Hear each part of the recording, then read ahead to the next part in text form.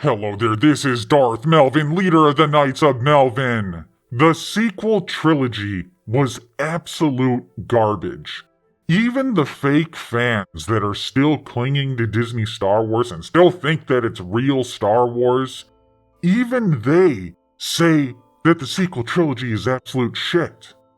But a lot of people are hopeful, for whatever reason, in their stupid shill brains, they're hopeful that the Rey movie is going to set things right. They're going to fix the sequels, you guys. We're going to have Jon Favreau's Mandalorian and Dave Filoni's Ahsoka. They're going to lick each other's taints, and they're going to fix the sequels, you guys. Rey is going to be fixed, and then we're going to have the sequel trilogy of the sequel trilogy, which has to be better. Am I right?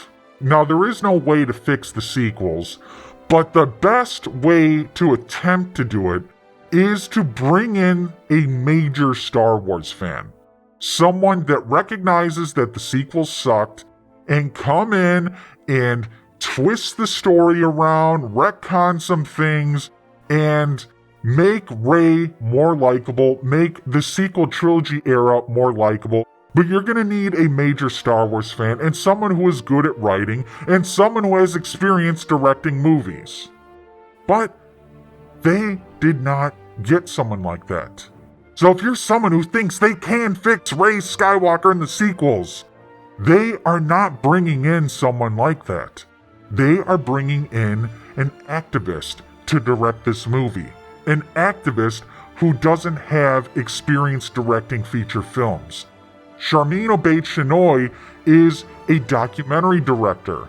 What is the balance of activating a force for change, but also trying to permeate that patriarchy, that power structure? And is that a part of the calculation of your art as well? And what's been the reaction to that?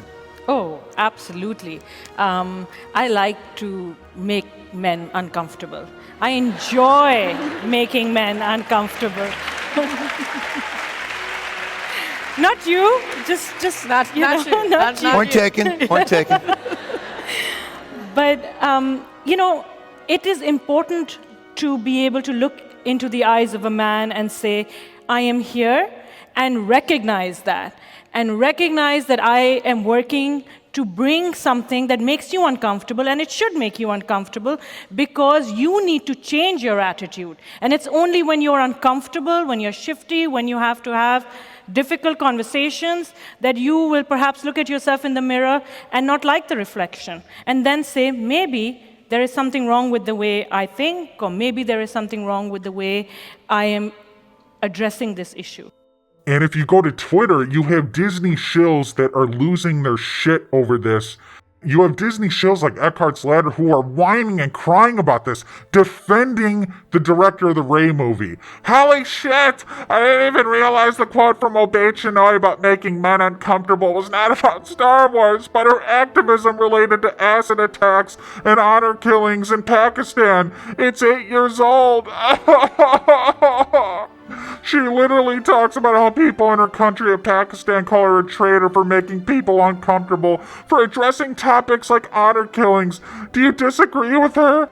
That you shouldn't talk about women being murdered in patriarchal Pakistan because it makes men uncomfortable? You can literally see the point where people brainwashed by nonsense begin to interact with this 8-year-old video. And it's not just Eckhart's Ladder that's saying this. This is what all the Disney shills are saying. They're trying to downplay, hey, she's not an activist. She's not going to be pushing her activism into Star Wars.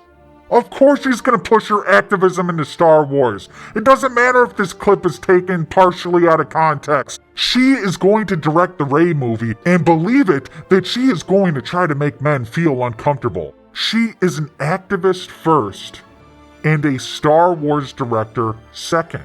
I'd even argue that Star Wars director is farther down on the list. Taking a look at IMDb, her directing credits.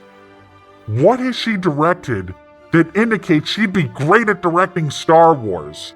And not just directing Star Wars, someone that can make Rey a more likable character. Someone that can fix the sequel trilogy. She's not a Star Wars director. She's not even a feature film director. She's a documentary director. She's an activist. Disney hiring someone that's not qualified for Star Wars is not anything new. Disney hiring activists for Star Wars is not new. They do this all the time. For all the people that gargle Filoni's balls and think Grogu is cute in The Mandalorian, they are choosing to remain ignorant about the High Republic book series. The High Republic is written by left-wing activists. You can't be a conservative and write for these books. You can't be a moderate and write for these books. You have to be a left-wing nutjob. And people are just choosing to ignore that, being like, Filoni's in charge now. He's going to make things great. No.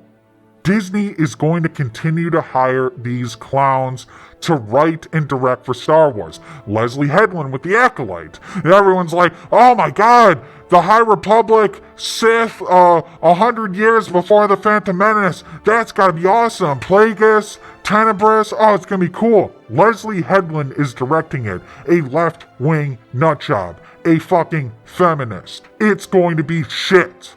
I just don't understand why people have not completely given up on Disney Star Wars. They don't care about the real fans of Star Wars. They are not trying their absolute best to make good Star Wars. They are pushing an agenda. They are hiring unqualified people to push that agenda. And if you keep giving them money with your Communist Plus subscription, and you keep giving them money by going to see The Mandalorian and Grogu and this fucking stupid-ass Rey movie by Sharmeen Obaid Chinoy, the feminist bitch, you are a Disney shill. Stop supporting Disney Star Wars, become a knight, subscribe to the channel, join the Knights of Melvin Discord, help plot to take down Disney and all their shills. The dark side of the Force is a pathway to many abilities some consider to be unnatural.